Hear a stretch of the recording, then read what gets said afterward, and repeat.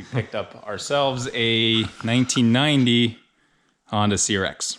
Yeah, that was an impulse buy.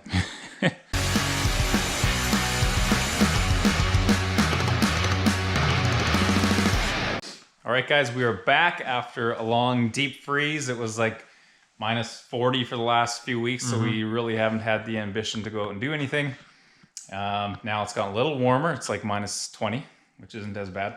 So nice. Oh yeah, it feels like summer compared to minus 45, but that didn't stop us from picking up a new project. As you could probably see by the thumbnail, we picked up ourselves a 1990 Honda CRX. Yeah, that was an impulse buy. But not a bad impulse buy, No. because we got some good plans for this thing, and it's a good looking car.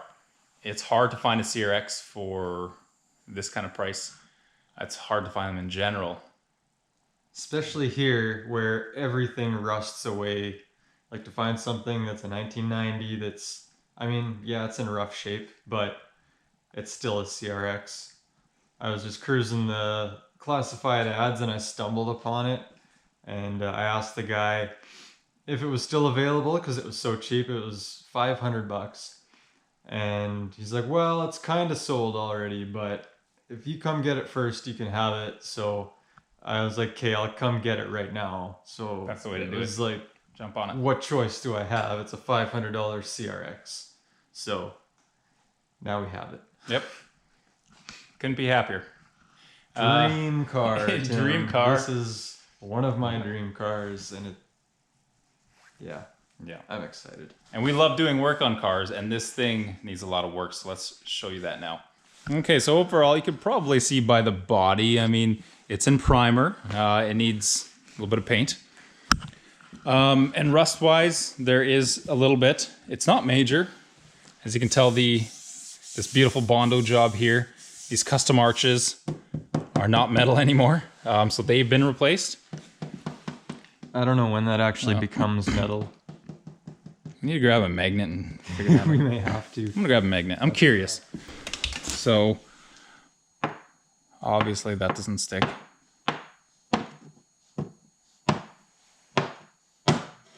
Okay, I feel magnetism here. So there's a large area of Bondo. See, I really wanna take the interior panels off so I can kind of see inside the inner fenders and see exactly what they patched or what the patch looks like, or maybe they actually replaced a full panel. Yeah. No. Who knows, right? Probably not, based on some of the other things that are going on. That would have been the right way to do it, but we all know that's not what happens. So that's, yeah, pretty much to the body. Not perfect, but we were expecting that. The hatch, rear hatch, is in great shape. Small little dents here, but the glass is fine. The lights themselves, all in good shape. Bumper, like... I think this one's got some moisture in it. Okay. But, I mean, that's nothing to be too concerned about for what we're going to be doing with it. Yeah, that's true. Things like the bumper, in great shape. Let's go around to the other side. We've got better lighting there. Side skirts in good shape. Front bumper bar, pretty good shape as well. Yeah, it's got some cracks in it. Like here you can see there's quite a bit of damage, but yeah. I mean, it's not fractured in any way that prevents it from being mounted properly, and it doesn't look too bad. Same with the hood. Hood's got, a few paint chips and really minimal denting. It's in good shape as well. Windscreen's got some cracks in it, but that's obvious. Side view mirror's in good shape. What's this roof look like? Is that a dent? These are famous for denting, but yeah, they're so thin. Doesn't feel bad. It's in better shape than Frankenstein's roof. That's true. Well, the great thing about these, yeah, they dent easily, but that's because they have such thin metal. So they're super light. Which means waste cause. Mm-hmm. When we check out the interior. You might want a hazmat suit. Yeah.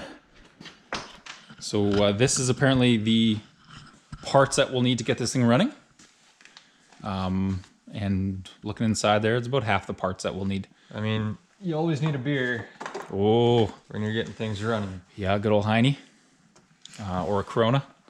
Either way, you got your... So I think this is a bit of a insight into the fellows who are putting this car together. Yeah. So we may find some bolts that are loose, and we're gonna definitely make sure to double check all the bolts, like in the suspension, the engine's coming out. So we got to be certain that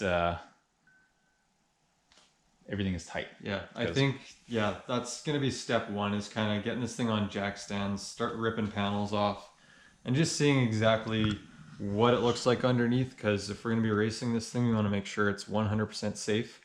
All the bolts are going to be tight, and that its structural integrity is still intact. So obviously there's going to be some rust repairs, so the sooner we get it all kind of taken apart, we can get started on that. And yeah, then we got to get it running. Mm-hmm. You want to see under the hood? Oh, we want to see under the hood. Pop her up.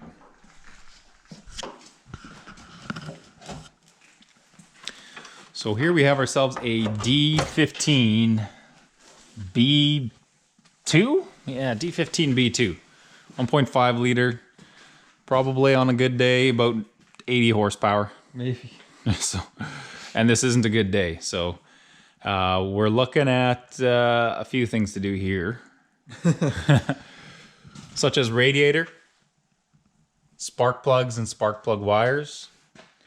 We don't know if this distributor works, but the car came with like 5 other ones, so maybe one of those will be good. But it also came with spark plug wires for a different engine, so Yeah. maybe those distributors were also not meant for this.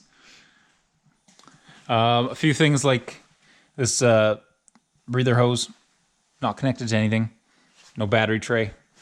Yeah, I think we're gonna probably end up going aftermarket short ram intake Oh, or something heck yeah. anyway. So I mean, a lot of that vacuum line and evap stuff, that's gonna be going away. Yeah. But the thing I'm most curious about, because these guys had this car, it was an automatic originally, and they were in the middle of a manual swap on it. So I don't know exactly how far they got. Apparently they were able to run the car and drive it, but the shifter definitely has some slop in it. And they told me they just fastened it with wires. They just tied some like coat hangers and stuff around it bolts to needed. keep the linkage in place and stuff. So that's a bit sloppy, but apparently they got it into gear and they drove it like in a mile square or something like that. So there may be a few brackets that we're going to need to pick up or find or something. But I mean, if we go to some auto wrecker or something like that, we might be able to find what we need, or they might even be available on like Rock Auto or something like that. Mm-hmm. Yeah, so we're not very familiar with the CRX of this year. So we're not sure about like parts compatibility. Like maybe there's brackets that'll work from a 94 Civic or something. Mm-hmm. That might be a little easier to find. So if you guys have any insights onto that, just give us a holler down in the comments. Yeah, we got tons of EK parts, tons of EG parts, but this is our first EF chassis. Mm-hmm. And it's always been my dream to have an EF, and it finally happened, but it's going to require a lot of work. Yes, no doubt, but good things take time. And we haven't quite decided what we're going to do as far as the engine goes. Like, are we going to keep it at D15, or are we going to use one of the D15 or D16s we have in the back? Because I don't know.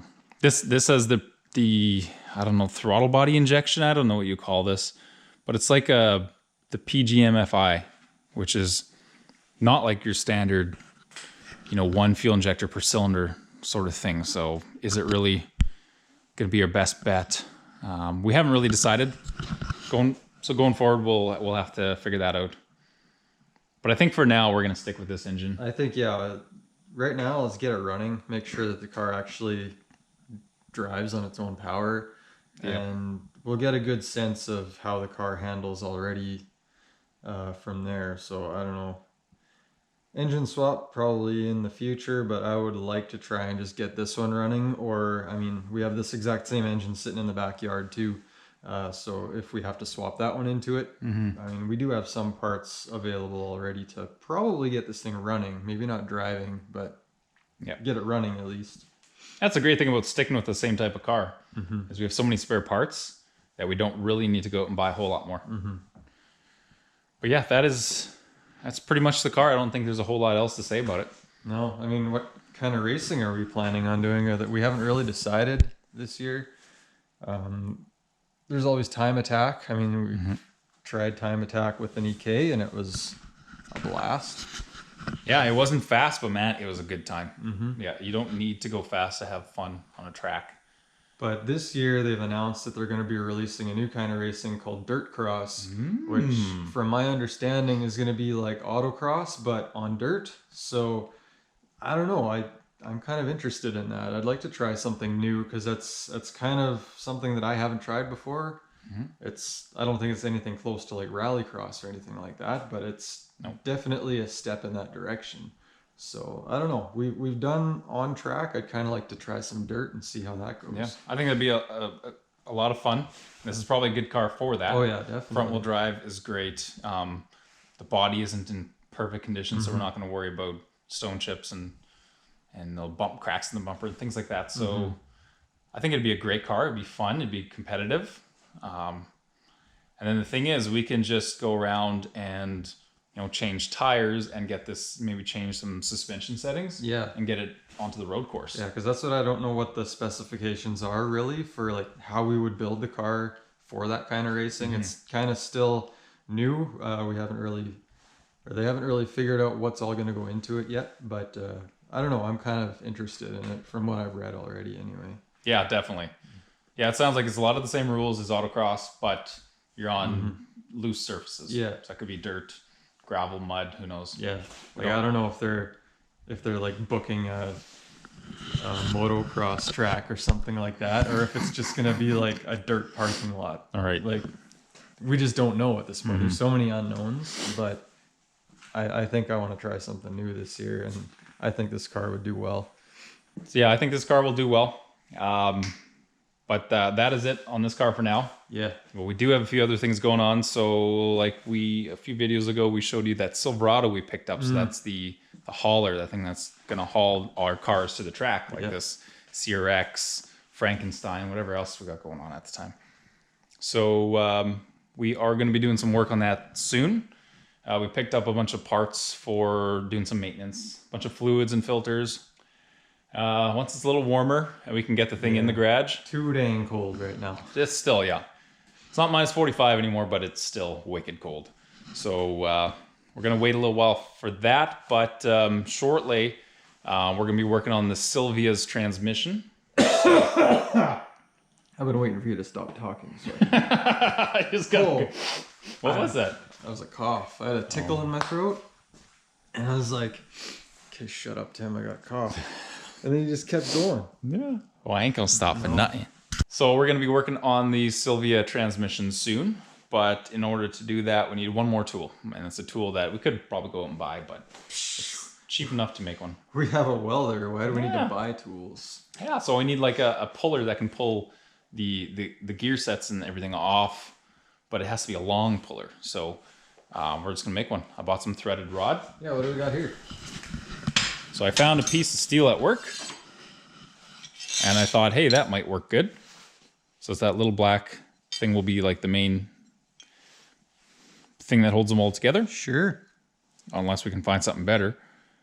This bolt, I was thinking if we weld it on here, and then weld another bolt on the end, and then we can, or nut on the end, then we can use that as the actual thing that you're twisting to make the driving force. You're an engineer, Tim.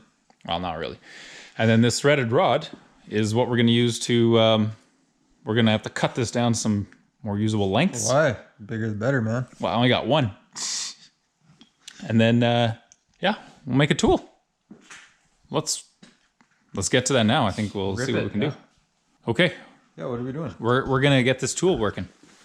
So the idea is, here is the main frame of it. I guess it's already got a hole. I don't actually know what this was from, but it's got a hole in the center.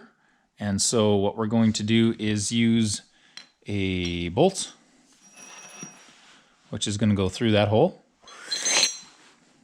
And we are going to put a nut, weld a nut. I don't know why I'm showing this so far away. Weld a nut to this side here. And then we're going to drill a hole on this side and drill a hole on this side. And then put our big steel rods through those two sides, and then we got ourselves a puller. It'll be easier once you see it in action. It kind of makes sense to me now. Right. After you've explained it to me like 3 or 4 times. Right. I think let's just go. Let's start cutting, drilling, welding. Yeah. Got my 2 little whatchamacallers, dimples. Now it's time to drill. Well, you even plugged the drill in, man. Did I? Oh, You've thought of everything. I don't remember doing that. Yeah, just plugged in. The only issue is this is the center. There. Where's your eye protection, Tim? Oh, I don't know. Where did you put it? Okay. Well, we could clamp this piece down, or we could just go for it. Get over, bud.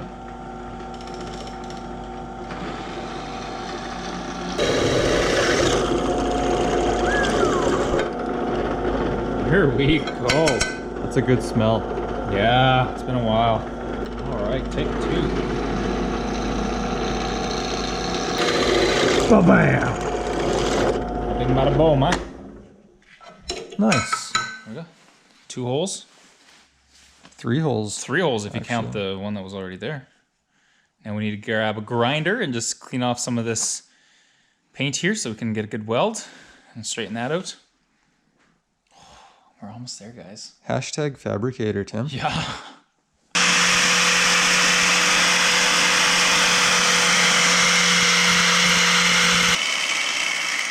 And that's all we're gonna need. I admire how safe you work, Tim. My braveness or how safe I am. So this is where our master fabricator skills come in. We got a magnet, we got our welder, a helmet, a glove. I mean, just the best of everything really is going on now. The key is gonna be to make sure this bolt doesn't move when I weld her down, so. The nut, you mean? Yeah, that's what I said. Going for it though. Close your eyes. I'm not looking. Gotta make sure I'm pressing, yeah, that's the trigger. You got ground? Oh yeah. Woo! I think she bounced around a bit, but let's see. Oh darn. Ah, she's lined up mint. Oh yeah? Heck yeah. Well, mint enough. Mint enough for the guys I hang out with. I'm gonna give her a little more steam on this one.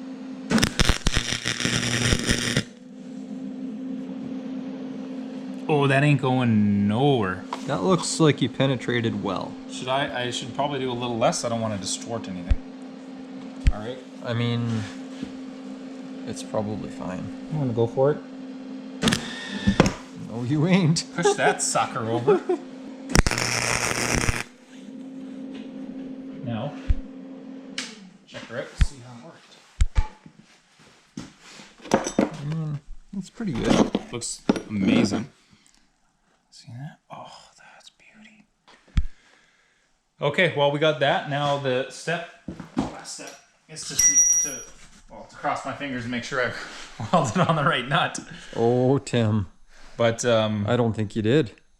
It's definitely the wrong one. We just find a bolt that worked. Look at that, man. Oh, time to cut. So right there, Matt, at 18. I don't think these are gonna work, in all honesty. Does Should that I have to lift be this exact, or are you gonna be No, upset? close enough is good.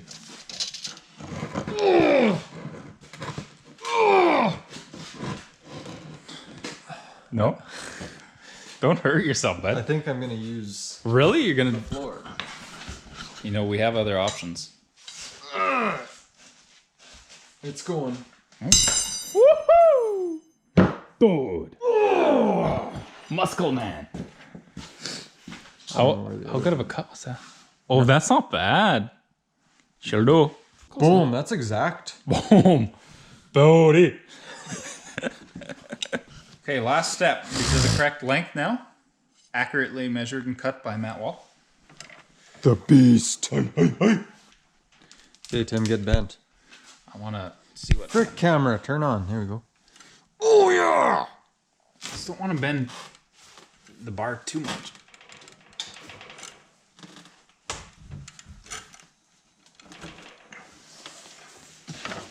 That looks really good. Oh! Dude! That's almost like mat strength. Well, I wouldn't go that far. All right, now let's just get the other one exactly like that. I bet it will be exactly like that. Well, using our accurate measuring technique. Oh, Oh, that's a 90. 90 enough.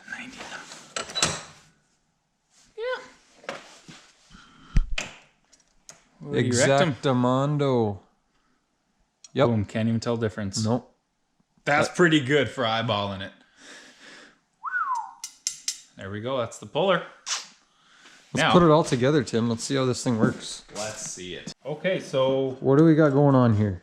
Well, this is the fully finished and assembled tool. So, here's the idea, is that we have our pulling arms. And like, if you find that these are too long, you can always shorten them, right? Yeah. But like, you just thread the nuts off of it to whatever length you want. Exactly. And I don't quite know what length I'm going to need because I don't know. Like, I think the transmission, was about 24 inches or so, and only about 12 inches. Like, I just need to be able to pull about halfway because then I can just pull from either side. But I don't know. So we got enough length here. Better to have too much than not enough. Yep. So those are the pulling arms. And so you kind of imagine the transmission shaft is here, and you got your gear sets here. You put this on the end of the shaft. You hook this around the gear set. You got these two little arms. It's going to be finicky. I don't think there's any doubt about that. And then I put my old bolt, which should sit on the center of the shaft. And as you tighten that up, it's going to pull this away. Pull your gear sets out. Simple. There we are. Simple and useful. Unless you guys think otherwise, drop us a comment below. Yeah. We'll find out in the next video because I'm putting this to use very shortly, and we will see if it's useful or not. If not, I'm just going to go to the store and buy a puller. But at least we tried. We had a darn good time. Yeah. And if this thing works, we're going to have this tool in our workshop. Forever. We'll be able to use this whenever we want for whatever we need. Built to last, man. Yeah. All right, as Matt said, we're going to call it a night because we're friggin' cold. Exactly. Word for word. So there we go. That is our CRX project car, race car, and that little fancy tool that I built for... we built, sorry. I didn't mean to say I. We built for the Sylvia transmission. That's about it. Thanks for joining us. Check out our merch store if you're interested. We have stickers and other things like that up there. Give us a like, a subscribe. I was going to say a finger, but not today. You can drop us a comment if you want. Yeah. We'd like to know more. If you guys know more about these cars and what sort of things are compatible between different years, or if you have spare parts for these cars or something, let us know. We'd like to hear from you. Yeah, this is new territory for us. We've never had an EF chassis before, so it's going to be fun to dig into it, fun to learn. Yeah. But we'll definitely need some help along the way. So I'll count on you guys. Yeah. See you guys in the next video. Can you do that?